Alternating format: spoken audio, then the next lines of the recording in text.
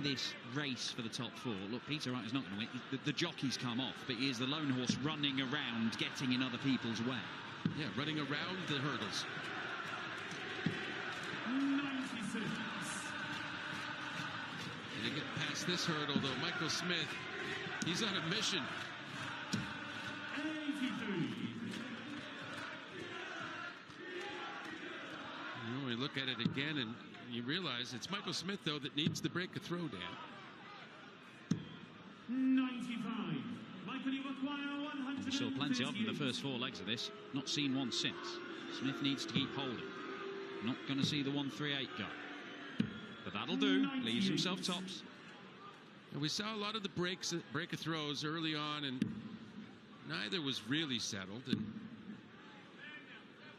I think there's more of a regulation flow to this match now. The top's well hit there. Any kind of thought 1-2-2. So this now key visit, right? Can you get a good score? Can you keep up that really heavy scoring you've been using, or are you going to open the door? 60. Well, the door is ajar. The bully boy might barge through it.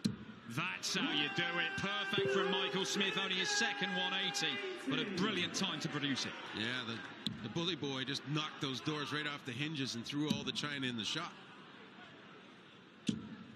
81. This is his chance, Michael Smith, to take control of the game once more. 140. That's how you do it. 5 darts perfect out of the first 6. The sixth, the miss wasn't much of a miss, was it? I would have given it to him, really. You're a generous man. 96. Well, not if I was playing him, no.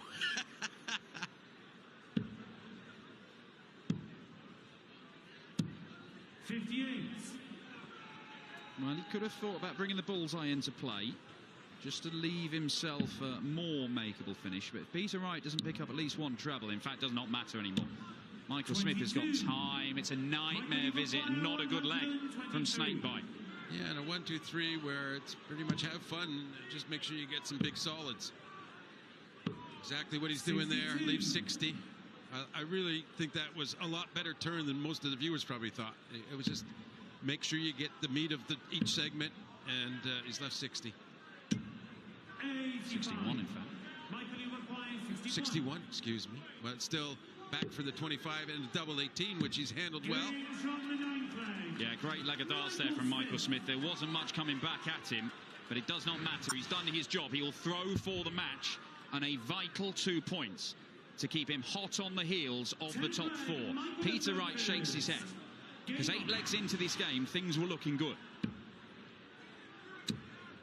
Well, again, that 60 open he had, that was where he needed to put his foot down and say, I'm taking this match with a 140 at least.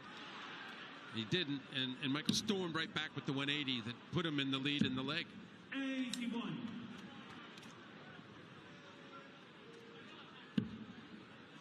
You know, it doesn't often seem like the beginning of a leg is a turning point, but in my mind, that certainly was. Well, it was an opportunity for a turning point, and Michael Smith hammered it home. Well, and you know, obviously, I say this is based on experience, and Michael Smith at this point probably played matches than I ever did, and he knows the opportunity when he sees it. Yeah, he does, and he knows not to give his opponent here a sniff of a chance. Famously, Peter Wright surged past him at the back end of the World Championship final to beat him. Did similar at the Grand Slam just a few months before. But this is not a surge from Peter Wright. Michael Smith has got a chance to set this up, then take it out and put 2 points on the board. 47. But it's not a good setup. No, and wouldn't a maximum rock this audience back into action? They might get it. They have got what they want. It's a 5th 180 for Peter Wright. And Michael Smith, who was strolling towards the win, is now struggling, or is he? Is he double 13? What a way to win it! Michael Smith with a massive 2 points in Aberdeen. He beats Peter Wright and stays in the hunt for the top 4. He is hot on the coattails of the likes of MVG and Nathan Aspinall. And it is the Asp who will go up again against Luke Littler once more in the Premier League next.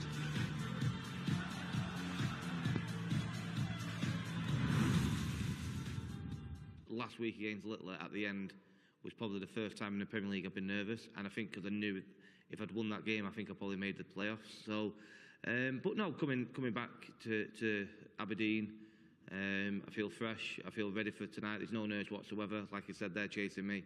You know, it's always best to be at the top of the chasing pack than at the bottom like Smith is. So, they've got to chase me. They've got to get the results more than I need to, and I'm confident I'm going to get the job done.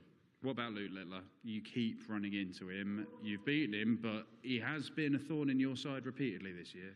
Yeah, it's a pain in the backside, and he's doing me head in. Honest to God, like last week, I shouldn't have lost. 5-2 up, cruising, playing really well, and like I say, I felt a bit nervous against him. I think maybe because I've not beat him as much as I'd have liked, but I'm playing him again tonight. You know, fingers crossed. Like I say, I feel really good. I feel really fresh. I've had a week off. Hopefully I can go there, do the job tonight, and I can enjoy the last 2 weeks.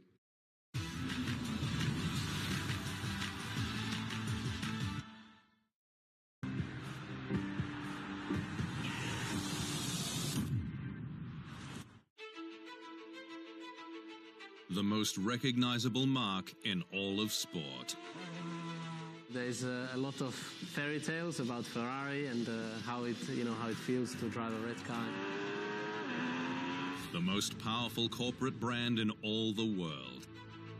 When you're going to see a new Ferrari, I think it's always a special day for the automotive world.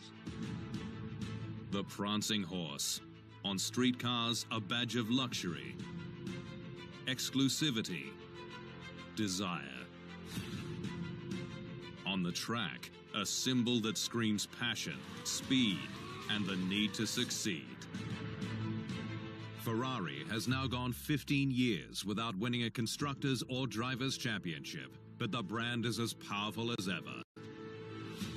The Scuderia has the right boss, Frederic Vasseur, calling the shots. A powerhouse constructor, Red Bull has brought much to Formula One, including 2 teams on the grid and the revival of the Austrian Grand Prix. Red Bull are a serious Formula One team and are respected in the paddock. Its top squad, Red Bull Racing, only made its debut in 2005, but quickly made an impression with 4 straight title doubles from 2010. Sebastian Vettel and Mark Webber, fire and ice on and off track. Its current star is Dutch sensation Max Verstappen, who has dominated on track and who is already 3rd on the all-time list of most wins. With 2023 Red Bull's biggest success yet, with 21 victories from 22 races. The pressure to continue its railroading, though, is endless. Red Bull under the microscope on the inside line.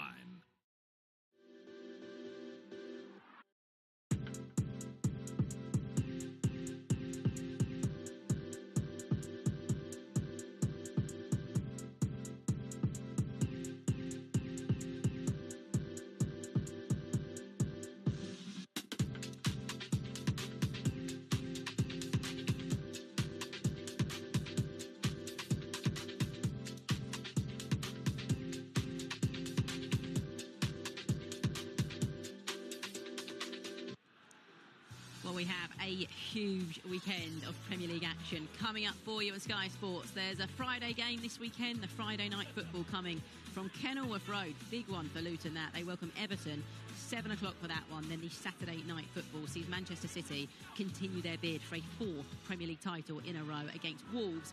5 o'clock for that. A couple of games for you on Super Sunday. The early kick-off, Brighton against Villa, and the later kick-off, big one at Anfield, Liverpool up against Spurs. 1 o'clock for the build-up to the early game, 4 o'clock for the other one. And there is a Monday night football for you as well. Palace host Manchester United, 6:30 for that. All of those live for you on Sky Sports Premier League. Well, it is Thursday night darts here in Aberdeen, and it all kicked off very nicely and with a grandstand finish actually between Peter Wright and Michael Smith. Wright put up a good fight, had this Scottish crowd right behind him as well, but Michael Smith wrapping up a 6-4 win in sensational style, a 1-4. Michael Smith through to our first semi-final of the night. We're going to find out who he's going to face there in the final four very shortly. If you missed it earlier, by the way, you can see there just the 3 quarter-finals here tonight for Gerwyn Price. He's not here. He's suffering with a back injury, so Luke Humphreys with a bye to the semi-finals. That's the other half of the draw to Michael Smith. Right, let's just show you the table then, because that, a huge 2 points for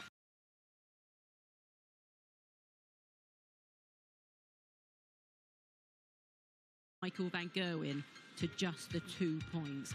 Right, up next then we have a repeat of their semi-final last week, Littler versus Aspinall and Liverpool. If you missed it, here's a little reminder of what happened.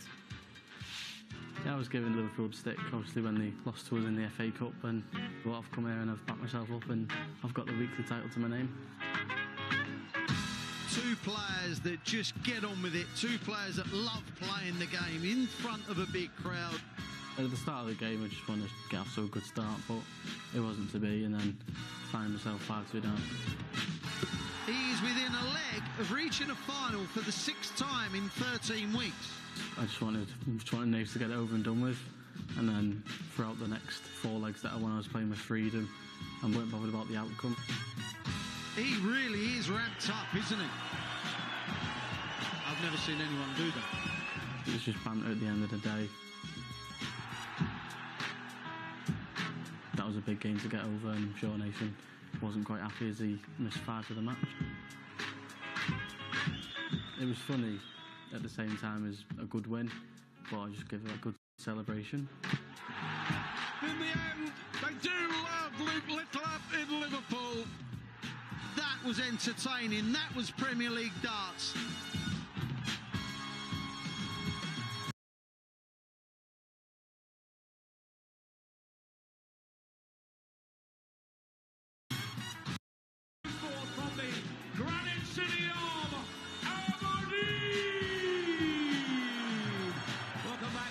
Welcome back to the BetMGM Premier League, all brought to you by the Professional Darts Corporation.